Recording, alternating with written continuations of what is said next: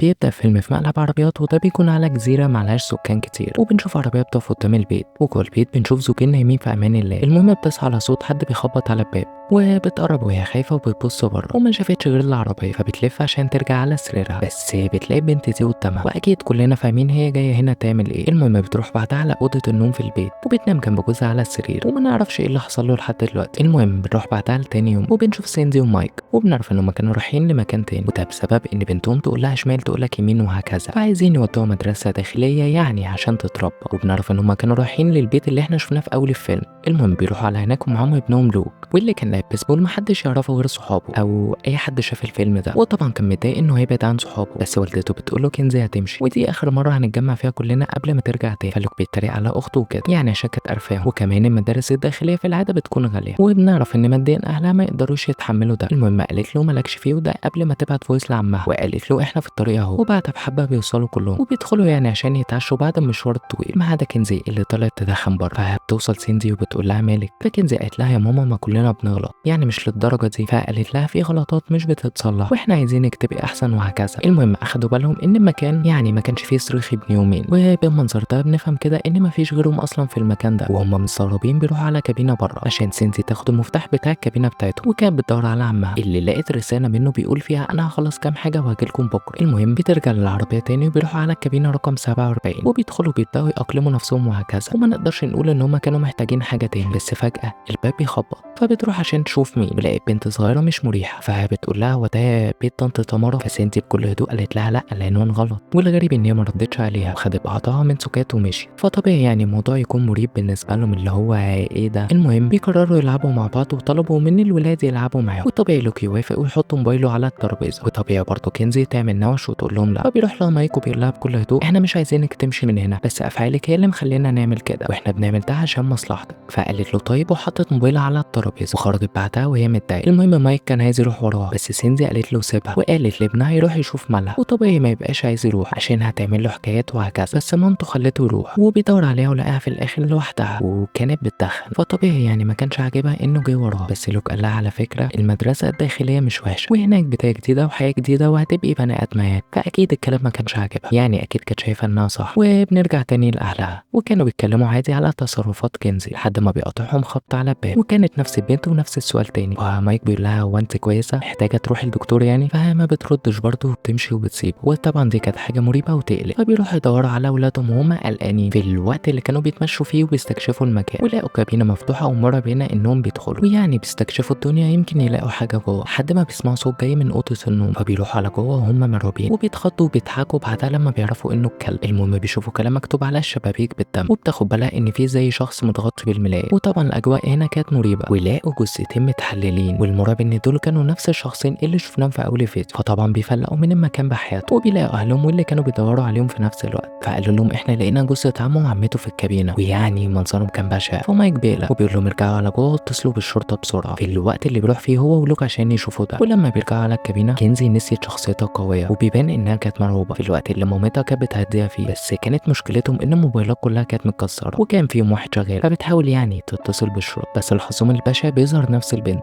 بس المره دي مفيش اسئله لانها كانت جايه بسكينه. ومن غير ما تضيع وقت بيجروا على حمام وبيقفلوا الباب عليهم، وكانوا متاكدين ان هم محبوسين جوه وبيهربوا من المشكله بشكل مؤقت، وبياخدوا بالهم ان في زي شباك فاكيد يعني هيهربوا منه وبيقدروا يفتحوه في الوقت اللي البنت كانت بتكسر الباب عليهم. فسنتي من غير ما تضيع وقت بتزق بنتها لبره، وما نقدرش نقول انها كانت محظوظه زي بنتها لانها ما بتلحقش تهرب هي كمان، وبتطعنها كذا مره ببطنها في الوقت اللي بنتها كانت بتشوف مامتها وهي بتموت قدامها. وطبعا كنزي ما كانش عندها اي حل تاني غير انها تهرب من المكان، وفي نفس الوقت الاتنين دول بيدخلوا الكابينه، وطبعا مايك اتسرع من المنظر اللي هو ايه ده، ومن غير ما يضيع وقت بيمسك التليفون عشان يتصل بالشرطه، بس اكيد طبعا كانت قطع الخط عليهم. والمشكله انه بيلاقي الرساله الصوتيه اللي كانت سينزي بعتها، يعني كده القاتل كان عارف ان هم جايين ومجهز كل حاجه عشان يستقبلوا. وبيقطع ده حجر بياخد في الشباك وبيكسره، فبيبصوا لبره وهم مرعوبين، وبيلاقوا واحد تاني وكان لابس ماسك وماسك فاس في ايده اللي هو بقوا مشكلتين، فبيستخبوا لحد ما مايك بيقول عمك كان عنده مسدس وشايله، فبيدور عليه ولقاه وعمره كان كل حاجه تمام، وقعد ينادي على المجرم بيقول له انا معايا مسدس واكيد ما عنديش اي مانع في الدنيا اني استعمله عليك. وهنا كان اغبى حاجه عملها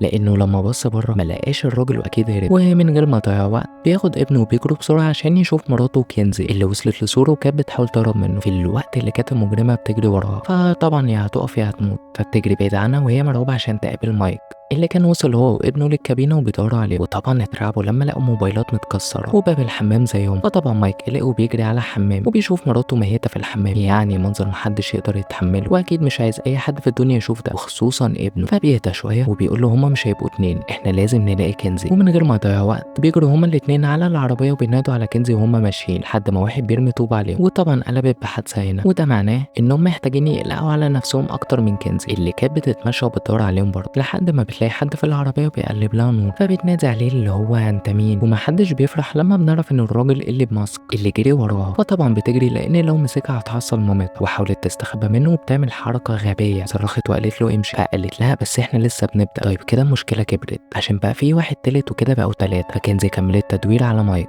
اللي كان متصاب من الحادثه ومش قادر يتحرك من مكانه، وكان فاهم كويس جدا ان هو خلاص كده. فبيقول لابنه امشي وسيبني. فابنه قال له قول اللي تقوله، انا مش همشي من غيرك. فمايك قال له انا هتصرف وروح الحق اختك وخد المسدس ده وخليه معاك يعني هتحتاجه. وطبعا لوك كان فاهم ان دي اخر مره هيشوف باباه، بس وعده انه هيرجع له تاني. المهم اول ما ابنه بيمشي الراجل ابو ماسك بيظهر تاني وبمنتهى البرود بيدخل جوه العربيه. فمايك كان بيتحال عليه يسيب ولاده، ويعني انت مستفاد ايه من كل ده؟ فالمجرم كلامه كان معدوم وما ردش عليه. بيشغل كاسيت في العربيه وبيعلي الاغاني. فمايك طبعا فاهم انه كده هيموته فبدا يشتم. فالمجرم بينهي حياته بانه بيطعنه بطريقه بشعه. طيب وبعد كده بنرجع لكنزي اللي كانت لسه بتجري ولسه بتستخبى. فبتسمع صوت موسيقى جاي من الاوضه، فبتمشي ورا الصوت وهي مرعوبه وبتلاقي زي لعبه كده. وكان الموضوع غريب، وطبعا بنفهم ان ده كان فخ معمول ليها لانها بتطلع من تحت البطانيه وبتهاجمها في ايديها ورجليها. في الوقت اللي اخوها بيظهر بالمسدس، ورد فعل البنت كان مرعب. قالت له بكل الهدوء اللي في الدنيا انت هتضرب نار عليا؟ وهنا لوك اتهز لانه اكيد ما قتلش حد قبل كده خصوصا لو كان واحد. فكنزي بتقول له هات مسدس وانا هقتلها، بس كان رافض الفكره كلها واخدها بعيد عن المكان كله. وبيخرجوا بيلاقوا كابينه تانية فبيطلعوا من الشباك، وده عشان يعالج الاصابات بتاعت اخته. بس طبعا الفكره اللي كانت بتدور في دماغها انا ماما ماتت قدامي، بس لوك بيهديها يعني ما كانش ذنبك. بس طبعا بيقطع ده لما المجرمين بيخبطوا الكابينه بتاعتهم بالعربيه، وطبعا بيخرجوا من المكان كله سايبين كل حاجه. طيب دلوقتي رجل اخته متصابه وحركتها بقت تقيله، هيعمل ايه؟ هيخبيها ويقول لها خليكي هنا وانا هروح وهتصرف. وخطته كانت غريبه انه مفترض انه يخرج من هنا وهيقدر يجيب الشرطه. وهنا كنزي بتقول له انا بحبك وهستناك. ولوك كان محظوظ حبه وقدر يوصل وبيتصل فعلا بالشرطه وقال لهم ان اهله توفوا. بس طبعا الخط بيتقطع وده قبل ما يديهم العنوان، وده طبعا ادى للمجرمين وقتها اكتر. وما فيش ثواني وبيسمع اصوات غريبه زي ضحك، فطبعا بيخاف وبياخد المضرب في الوقت اللي بتظهر فيه وراه وهو مش حاسس، وبيجري من المكان كله وهو خايف. في الوقت اللي كان سامع الراجل بيكسر الباب وبيلاقي نفسه قدام حمام سباحه وبتجري عليه وبيضربها وبتقع على الارض. فطبعا الفضول كان قتله فبيشيل الماسك من عليها بالراحه، بس بتصحى وده خلاه يطعنها كذا مره لحد ما اتاكد انها توفت. في الوقت اللي الراجل ده بيظهر تاني وهو ماسك الفاس وبيحاول يهاجم لوك، وبيقعوا هما الاتنين في حمام السباحه. طيب كانوا مشتركين مع بعض في حمام السباحه، ولوك كان معاه سكينه لحد ما وقعت من ايده، فطبيعي يحاول يهرب بس الراجل بيمسكه تاني وهو ماسك السكينه وبيطعنه بطريقه وحشيه، والمجرم بيمشي ببرود. وطبعا لوك حالته كانت صعبه وقلبه كان مكسور انه ما قدرش ينقذ كنزي اللي جت وسحبته بره حمام السباحه، وده قبل ما تخبيه. بس هتعمل ايه غير ان هي تقول له خليك هنا لحد ما اشوف حد يلحقنا. وبتروح على الطريق والحظها الحلو بتقابل عربيه شرطه معديه في الطريق، والظابط شاف منظرها وقلق وقال لها انت كويسه؟ فكنزي وهي مرعوبه قالت له ساعدنا، بس المشكله ان محدش اخد باله منها وهي جايه ناحيته وبتقطع رقبته. فده ساب كنزي مرعوبه وجريت طبعا جوه عربيه الشرطه، واكيد مش بتلاقي مفاتيح في العربيه لان مفاتيح كانت مع البنت دي، وبتدخل العربيه معاها. وكنزي كانت محظوظه لما بتلاقي البندقيه بتاعه الظابط فبتضرب نار عليها من غير ذره تفكير، وطبعا ده سابها خلاص قربت تموت. فكنزي بتشيل الماسك من على وشها